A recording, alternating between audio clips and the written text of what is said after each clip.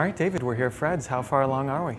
Oh, we're right on track. We are opening, set to open on the 15th of October, and we are just knocking out one project at a time, and everything's coming along very, very well. The menu, is it a mirror image of other Fred's? Actually, you know what it is? It's a, well, it's a hybrid of both Chicago and New York, so it's a little bit of this, a little bit of that. The chef Mark Strassman tried to tailor it to the Arizona market. Gotcha. Chef Mark Strassman from New York. Correct. Right.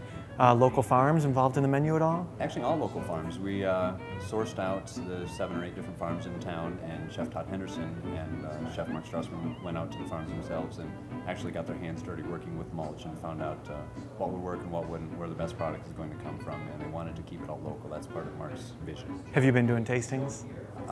We actually just, as of today, we have our health code, have passed our health department inspection, so starting tomorrow, congratulations. I fully expect to be doing tastings, yes. All right, great. What about the wine list? The wine list is coming together. We are going to have a variety of wine. We're going to have, obviously, by the glass offerings right in the ballpark of 15 to 17 to initially open up the restaurant.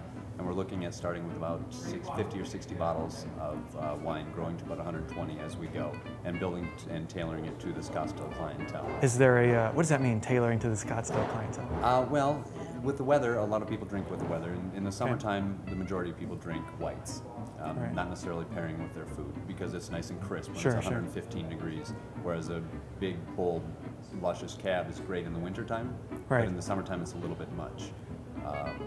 So tailoring it to not only what the likes and dislikes are in the city, but my experiences working in the different restaurants that I have in the Valley for the last 16 years. And before this you were at Tea Cooks at the Royal Palms. You were there for a while, 8 correct? years. How do you, 7.5 years. How do you expect this experience to be different for you?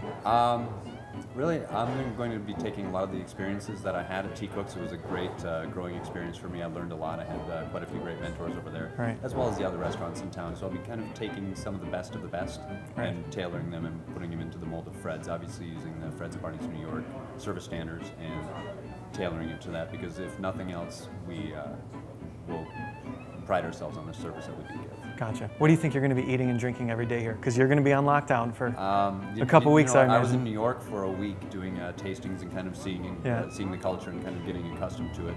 And the numbers that they did out there as far as people coming through the buildings was something that I've never seen before. 600 people coming through for lunch in a 200-seat restaurant. It was absolutely amazing. But what I'll be eating, what I had out there, I fell in love with Fred's. Mark's spaghetti and meatballs and Fred's spaghetti.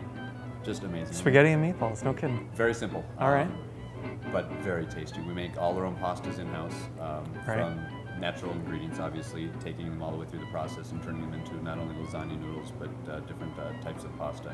And meatballs are fantastic, and the sauce is wonderful. Everything is as close to organic as we can possibly get insofar as using small farms. Gotcha. And the ingredients that we use are second to none. There are no corners being cut with this company, which is fantastic. It's kind of a dream come true insofar as who I'm spending my time with now. Now, does this restaurant feel like New York, or does it feel like Arizona to you? It feels like it's going to have the New York culture and the New York idea and feeling of it. From our windows, we see Scottsdale Road and Camelback Road. We're right on the corner, so we couldn't have a better spot.